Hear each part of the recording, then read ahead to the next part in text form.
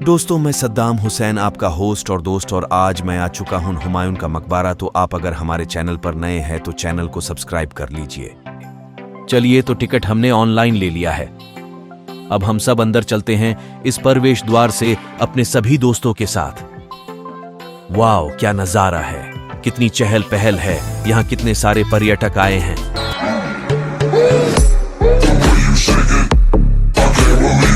आगे मैं आपको हुमायूं के मकबरे के बारे में डिटेल से बताने वाला हूं, तो वीडियो को पूरा देखें, स्किप ना करें।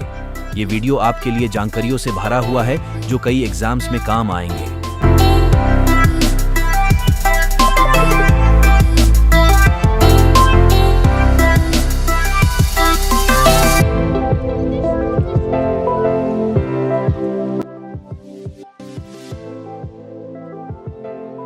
हुमायूं का मकबरा वर्ल्ड हेरिटेज साइट की लिस्ट में शामिल है, क्योंकि कोई भी ऐसा स्मारक जो प्राचीन है वो यूनेस्कोस वर्ल्ड हेरिटेज साइट की लिस्ट में शामिल किया गया है।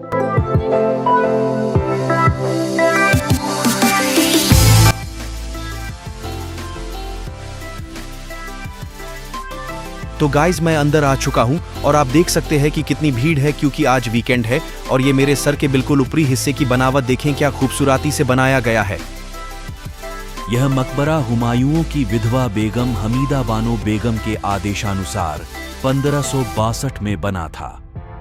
इस भवन के वास्तुकार सैयद मुबारक इब्न मिराक गियाथुद्दीन एवं उसके पिता मिराक घुय्याथुद्दीन थे, जिन्हें अफगानिस्तान के हेरात शहर से विशेष रूप से बुलवाया गया था।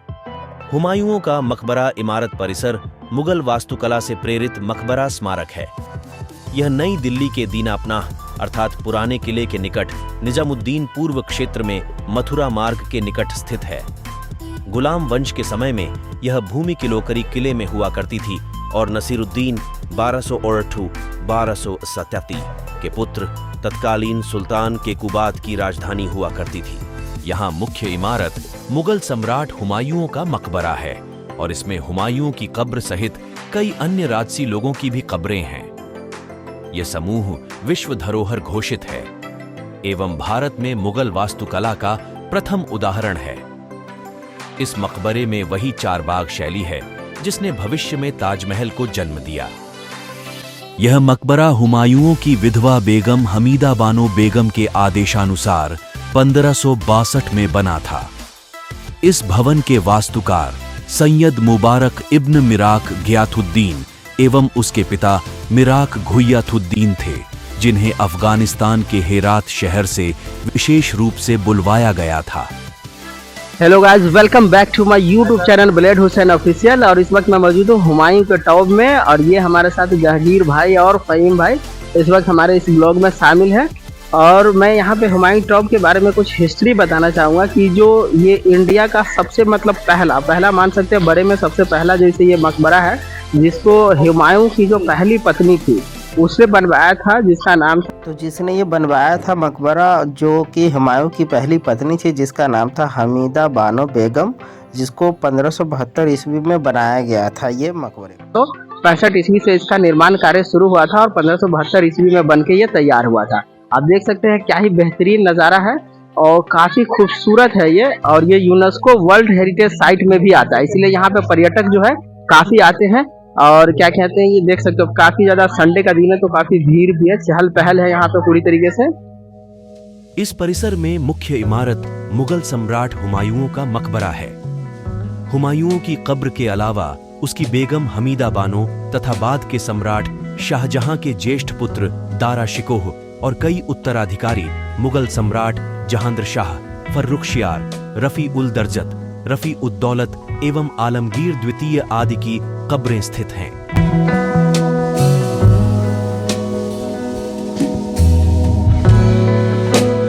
इस इमारत में मुगल स्थापत्य में एक बड़ा बदलाव दिखा, जिसका प्रमुख अंग चारबाग शैली के उद्यान थे। ऐसे उद्यान भारत में इससे पूर्व कभी नहीं दिखे थे और इसके बाद अनेक इमारतों का अभिन्न अंग बनते गए। ये मकबरा मुगलों द्वारा इससे पूर्व निर्मित हुमायूं के पिता बाबर के काबुल स्थित मकबरे बाग बाबर से एकदम भिन्न था।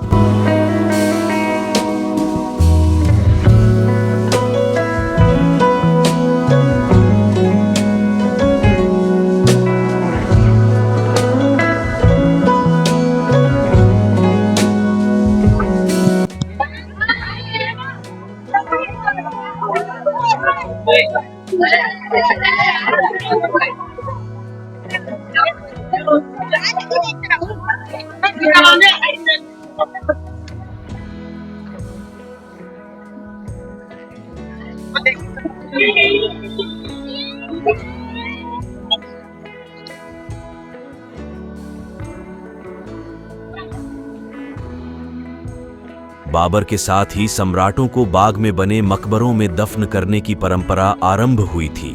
अपने पूर्वज तैमूर लंग के समरकंद उज्बेकिस्तान में बने मकबरे पर आधारित ये इमारत भारत में आगे आने वाली मुगल स्थापत्य के मकबरों की प्रेरणा बना। ये स्थापत्य अपने चरम पर ताजमहल के साथ पहुंचा और आज ये एक दर्शनीय स्थान में से एक है। सद्दाम हुसैन की पेशकश। बेसिकली अगर देखा जाए तो यहाँ पे जूते चप्पलों का तो अलाउड नहीं होना चाहिए था, क्योंकि ये सब जो आप देख रहे हो ये सारी चीजें जो है ये आप देख सकते हो। यहाँ पे कुरान शरीफ की आयतें लिखी हुई है इस पे, और ये मकबरा है, ये कब्र है, तो एक तरीके से अगर हम इसको मान लें तो ये कब्रिस्तान ही हो जाती है। तो ऐसी जगहों पे जूते चप्पलों का तो अलाउड नहीं होना चाहिए किसी भी कमरे पे।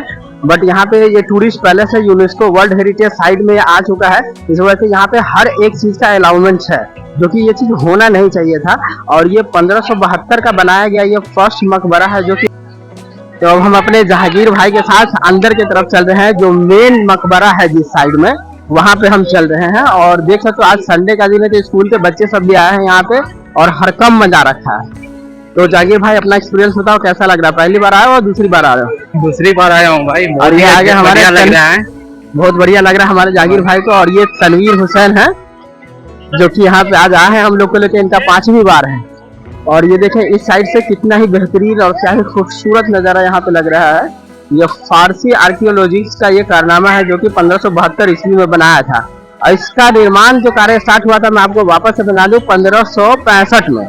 मतलब टोटल 7 साल में इतना बड़ा ये मकबरा और मुगलिया जो इसे कब्र बना के तैयार कर दिया, सिर्फ 7 साल में। आज के डेट में अगर इस तरीके का कोई बिल्डिंग और इमारत बनता है, एक तो कमजोर बनता है और दूसरा उसमें बरसों लग जाता है। अगर आप इसको बैकग्राउंड से पीछे से आप देखोगे, यहाँ देखो एक गुरुद्वारे की भी मीनारें दिखेगी, वो भी यहाँ से काफी लुभावना और खूबसूरत लगता है।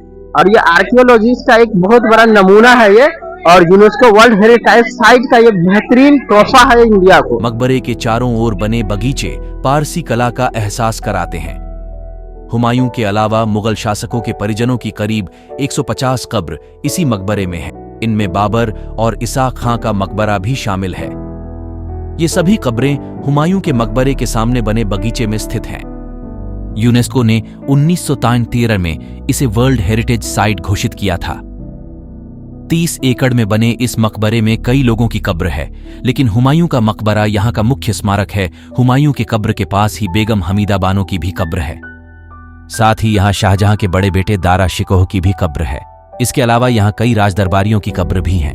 तो आज हम आपको हुमायूं टॉप का दर्शन करा रहे हैं, और ये हमारे छोटे भाई हैं जो कि बिहार से आए हैं दिल्ली घूमने के लिए। आना तो इनका शादी के लिए मकसद हुआ था, लेकिन अभी यहाँ पे ये घूम रहे हैं हुमायूं टॉप,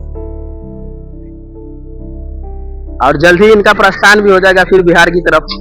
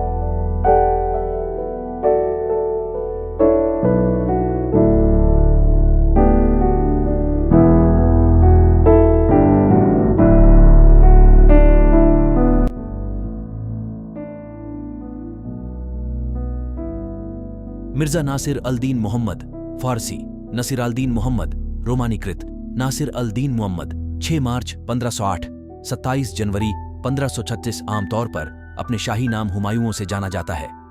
हुमायूं दूसरा मुगल सम्राट जिसने 1530 से 1540 तक और फिर 1555 से अपनी मृत्यु 1586 तक वर्तमान पूर्वी अफगानिस्तान, बांग्लादेश, उत्तरी भारत और पाकिस्तान के क्षेत्र पर शासन किया।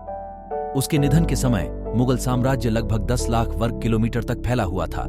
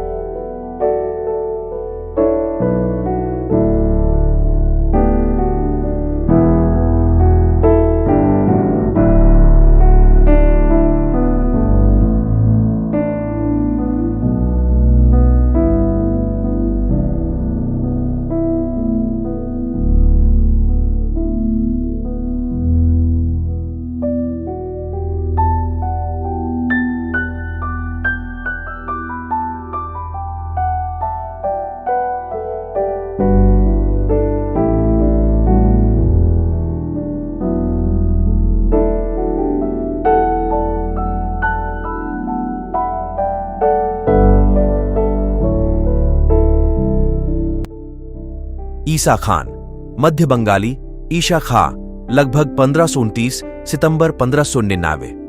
16वीं सदी के बंगाल के बारो भुइयां सरदारों के नेता और खिजरपुर के जमींदार थे। अपने शासनकाल के दौरान उन्होंने सफलतापूर्वक बंगाल के सरदारों को एकजुट किया और बंगाल पर मुगल आक्रमण का विरोध किया। उनकी मृत्यु के बाद ही यह क्षेत्र पूरी तरह से मुगल नियंत्रण में आ गया। वह अपनी विद्रोही भावना और एकता के प्रतीक के रूप में पूरे पश्चिम बंगाल और बांग्लादेश में एक प्रतिष्ठित व्यक्ति बने हुए हैं। ईसा खान के पिता का जन्म बैस में हुआ था। उन्होंने विद्रोह किया और बाद में इस्लाम शाह सूरी के खिलाफ लड़ाई में मारे गए। इस्लाम शाह सूरी की मृत्यु के बाद ताज खान कर्रानी बंगाल पर शासन करने आए। ईसा खां के चाचा कुतुबुद्दीन ने ताज खां के अधीन अपनी स्थिति सुदृढ़ कर ली। फिर कुतुबुद्दीन दोनों भाइयों को तुरान क्षेत्र से ले आया। ईसा खान ने धीरे धीरे कर्रानी शासकों के अधीन अपनी स्थिति मजबूत कर ली।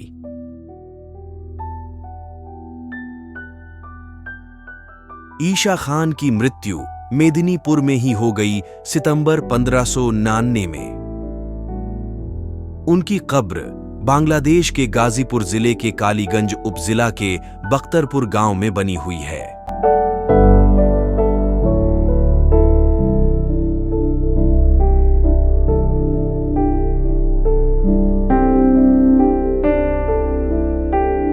दोस्तों, आज का सफर अब यही समाप्त होता है। तो वीडियो आपको कैसी लगी कमेंट में बताएं और चैनल को सब्सक्राइब जरूर कर ले और बेल आइकॉन को दबा दें। Thank you so much for watching full video. Bye.